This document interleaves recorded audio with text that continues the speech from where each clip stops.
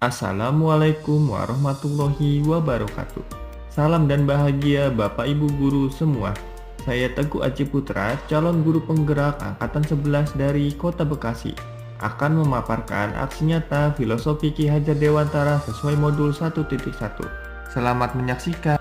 Perasaan yang saya rasakan selama mempelajari modul 1.1 guru penggerak adalah saya sebagai guru dapat meningkatkan proses kegiatan pembelajaran yang sebelumnya berpusat pada guru atau teacher center menjadi student center, sehingga pembelajaran lebih berhamba pada murid. Alhasil, anak lebih mampu mengeksplorasi kemampuan yang ada di dalam dirinya, lebih mandiri, dan memiliki kebebasan dalam berekspresi.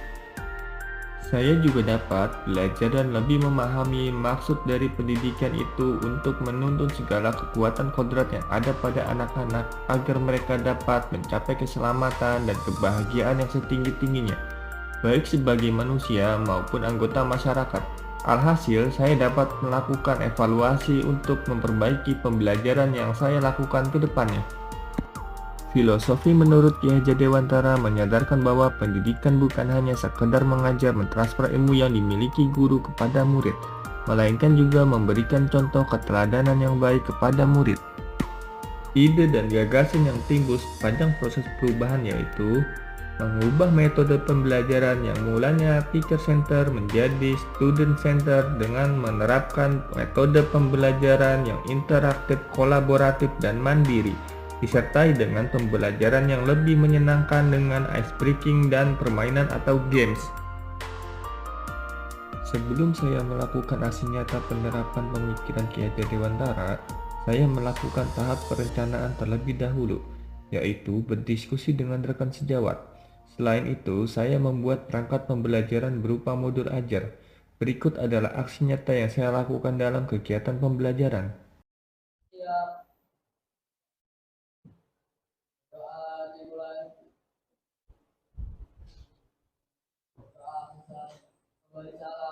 Assalamualaikum warahmatullahi wabarakatuh. Waalaikumsalam warahmatullahi wabarakatuh.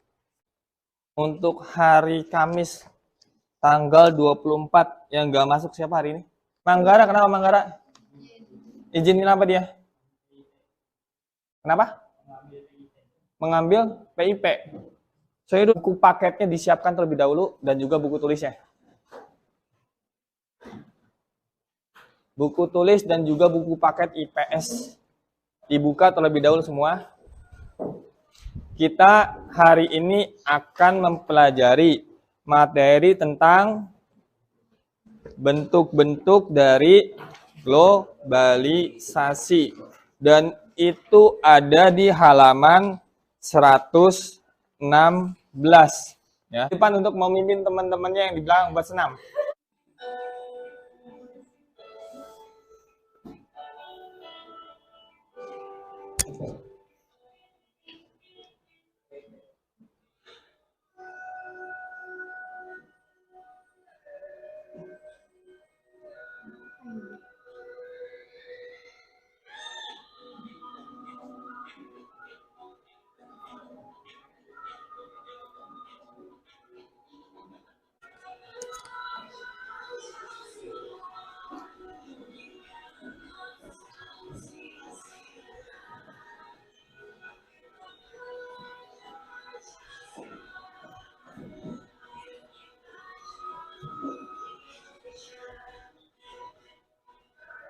Pertemuan sebelumnya, Bapak kan sudah memberikan tugas kepada kalian untuk mempelajari materi tentang bentuk dari globalisasi di rumah. Bapak sudah minta kalian untuk membaca dan juga merangkum. Di sini, siapa yang sudah membaca dan merangkum materi tentang bentuk dari globalisasi? Tunjuk tangan. Yang sudah? Yang sudah berapa orang? Yang sudah membaca? Tegar, terus siapa lagi? Bagi yang sudah membaca, sebelumnya Bapak mau tanya, bentuk globalisasi itu ada apa saja?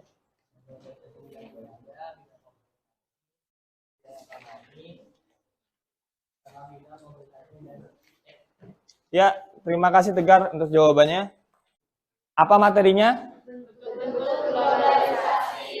Bentuk-bentuk dari globalisasi untuk kelas 9. Semester 1. Gambar pertama itu masuknya ke globalisasi di bidang apa, gambar kedua masuknya ke bidang apa, dan gambar ketiga itu masuknya ke bidang apa.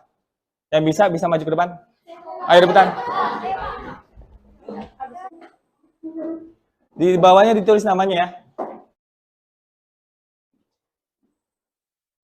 Ditulis namanya, jangan lupa di bawahnya.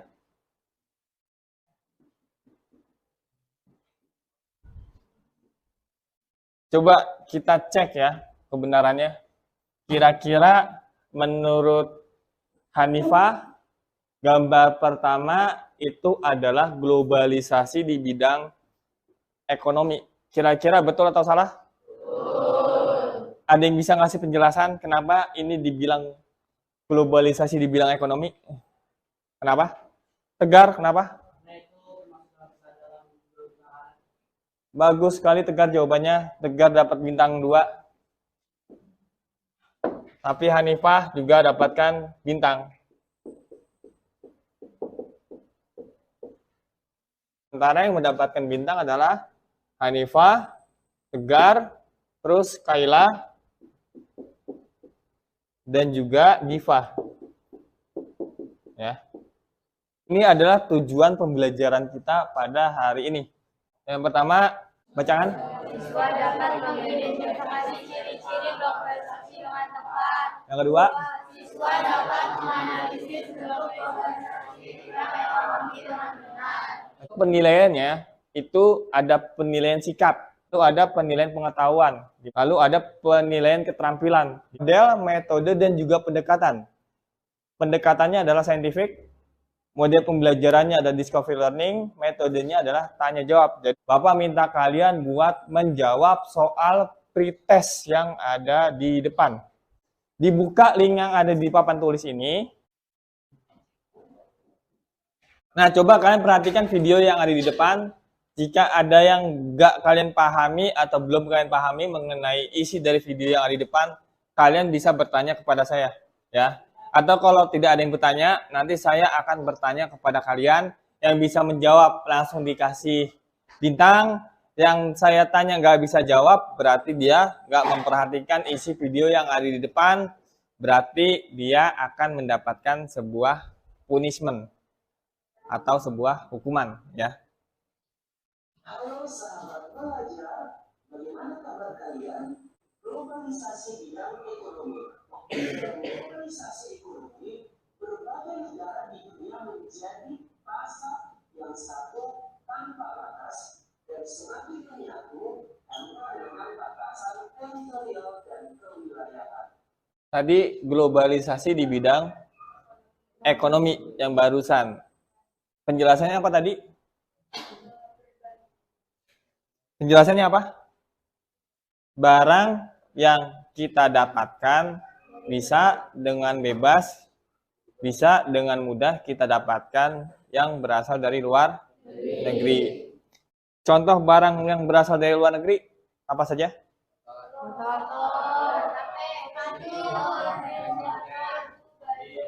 Coba dong maju ke depan. Yang sudah maju tidak usah maju. Tulis namanya. Di samping aja, Mas. Ya.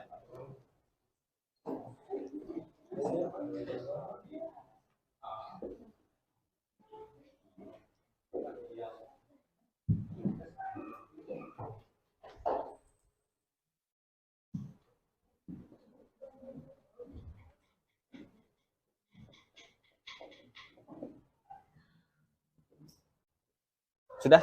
Bisa duduk? Ya, nggak apa-apa. Menurut Fandi, yang pertama adalah motor. Motor yang biasa kita lihat kebanyakan berasal dari negara mana, Fandi? Cina apa Jepang? Jepang. Contohnya kayak motor Honda, terus Suzuki, terus apa lagi? Yamaha, apa lagi? Kawasaki. Yang sudah mendapatkan bintang ada Tegar, Hanifah, Keila, Diva, Fandi, Sipa, dan juga Faisal. Coba perhatikan ruangan yang ada di kelas ini. Kamu perhatikan. Ya. Kira-kira benda yang ada di dalam ruang kelas ini itu ada sangkut pautnya dengan globalisasi atau enggak? Ada. Coba kita main rebutan lagi.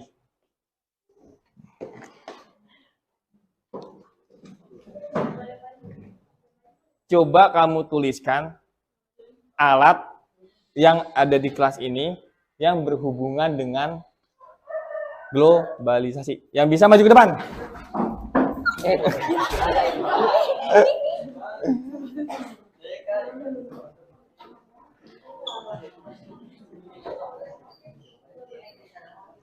Nah, ini adalah ciri-ciri globalisasi. Yang pertama, meningkatnya perdagangan internasional.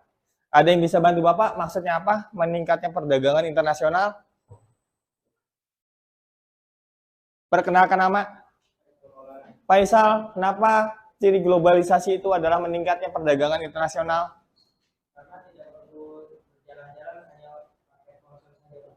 Meningkatnya perdagangan internasional.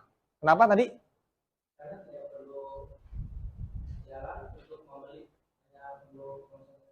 Bagus sekali jawabannya. Lalu siapa lagi? Tegar?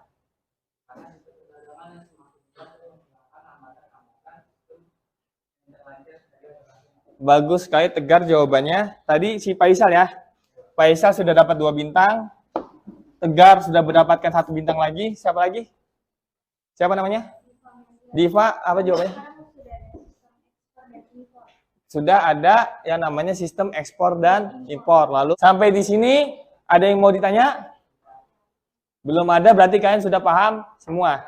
Nah, sekarang kita waktunya untuk presentasi. Presentasi ini dilakukan setelah kalian mengerjakan LKPD atau lembar kerja peserta didik ya. Ini dikerjakan dulu. Bapak kasih waktu mungkin sekitar 20 menit untuk menjawab ya.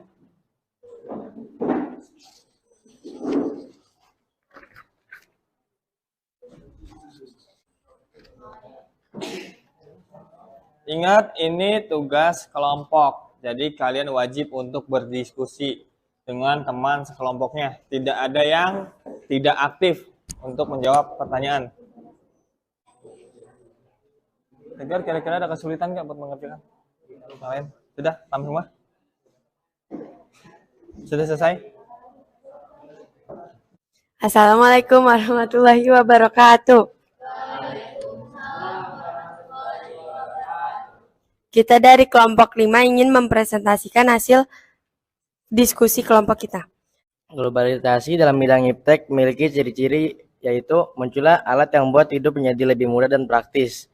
Contohnya vacuum cleaner, drone, CCTV, handphone, proyektor, dan juga speaker. Ada yang mau bertanya?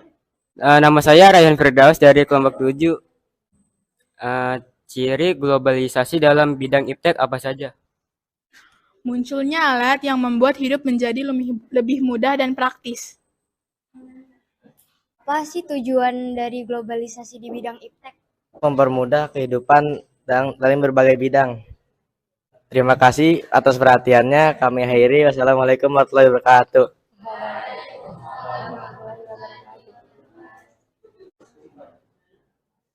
Kita bacakan terlebih dahulu kesimpulan pembelajaran pada hari ini.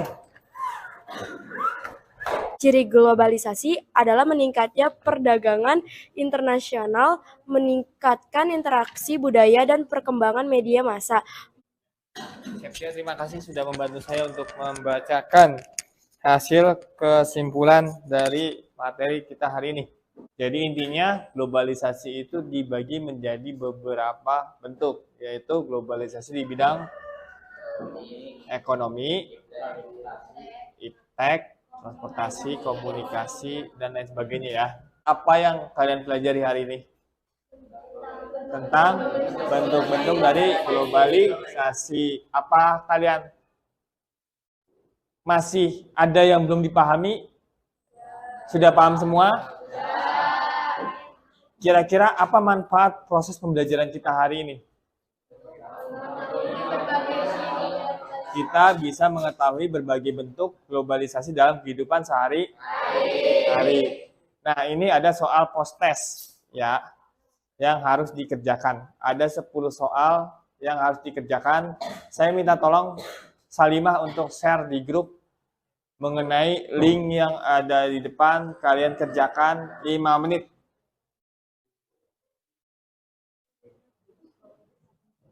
Kalau sudah selesai dijawab, boleh kalian submit ya.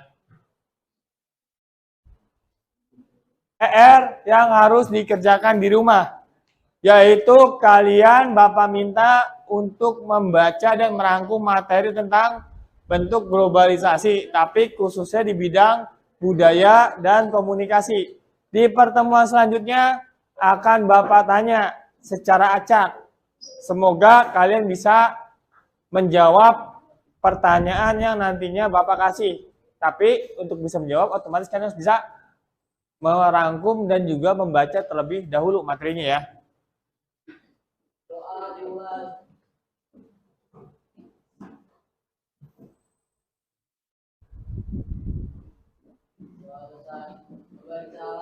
Assalamualaikum warahmatullahi wabarakatuh. Waalaikumsalam warahmatullahi wabarakatuh.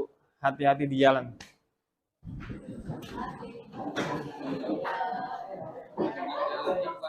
Catatan praktik baik selama proses pembelajaran.